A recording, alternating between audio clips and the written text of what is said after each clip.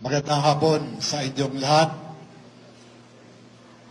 Ako po si dating PIDEA agent, Jonathan Morales. Alam nyo, napakatagal kong inantay yung pagkakataon na ako ay maimbitahan diyan sa House of Representatives. Subalit, talagang yung mga pagkakataon na yun, dumating ako doon sa punto na talagang seryoso akong kinausap ng aking abogado na si Attorney Vincent Badong. Ang tapang, kahit kailan, pwede mong ipakita. Subalit, depende sa laban na pupuntahan mo. Sa mga pagkakataong katulad nito, kung saan yung kalaban natin ay hindi lumalaban ng patas. Nagtatago ang mga ito sa kapangyarihan, taglay ng legislative power. Ginagamit nila yung kapangyarihang ipinagkaloob ng ating saligang batas. Kapangyarihang siyang sisiil sa karapatan ng lahat ng Pilipino. Bagamat nag-aagaw yung damdamin ko at doon sa maganda at legal na suhestyon ng aking abogado. Labag man sa kalooban ko, sinunod ko siya at ganun din ng konsensus ng karamihan sa mga kasama ko. Gusto ko talagang makaharap si Congressman Barbers, si Dan Fernandez, si Congressman Paduano at iba pa. Upang pamuka sa kanila, ginagawa nyo pa talaga yung mandato na pinagkaloob sa inyo ng taong bayan.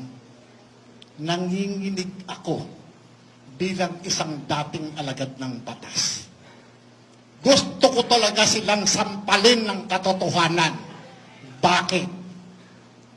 May nabago ba sa buhay namin kaysa sa mga buhay ninyo ngayon?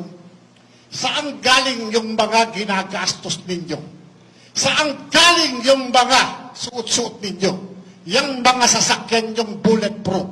Yung mga alahas ninyo? Yung mga suot-suot ng mga asawa ninyo? Ng mga kabit ninyo? Yung mga pamumuhay ninyo? Saan galing? Kami, ako, nagpapakamatay, nakikipagbarilan, umaharap sa bala, umaharap sa panganib para sa bayan. Kayo, anong ginagawa ninyo? Hindi ba? Anong ginagawa ninyo? Ikukulong ninyo ako? Sige, walang problema sa akin yan. Pero, sisiguruhin ko, kaladkarin ko kayo at ilalantad ko ang lahat ng katarantaduhan nyo sa sambayan ng Pilipino. Yan ang gusto ninyo, hindi ba? Ako lang at kaming mga vloggers ang kaya ninyo. Bakit hindi nyo imbestigahan si Bongbong Marcos? Bakit hindi nyo imbestigahan si Lisa Marcos? Puro kayo sindikato. Mga ipokrito kayo. Ha? Nakakanginig kayo ng laman. Nakakanginig kayo talaga ng laman. Ako, umaamin ako ng tao na napapatay ko. Kaya nyo bang gawin dyan para sa bayan? Alam nyo, sa totoo lang, pagka nakikita ko yung ganito, yung kinakaya-kayanan ninyo yung sambayan ng Pilipino na nagpapasweldo sa inyo, nang liliit ako. Nang liliit ako. Malayo ito sa pinanumpaan natin nung tumanggap tayo ng trabaho sa gobyerno. Nangako tayo sa sambayan ng Pilipino na ipaglalaban natin ang kanilang karapatan. Pero asan kayo ngayon? Nasaan kayo ngayon? Kayo sana ang inaasahan namin. Ipagtatanggol ang saligang batas. Pero ano ngayon? Wala. Kinatatakutan nyo, adik! Bakit? Meron dyan mga dating pulis, mga dating military. Asan kayo ngayon? Naging politiko kayo, magnanakaw na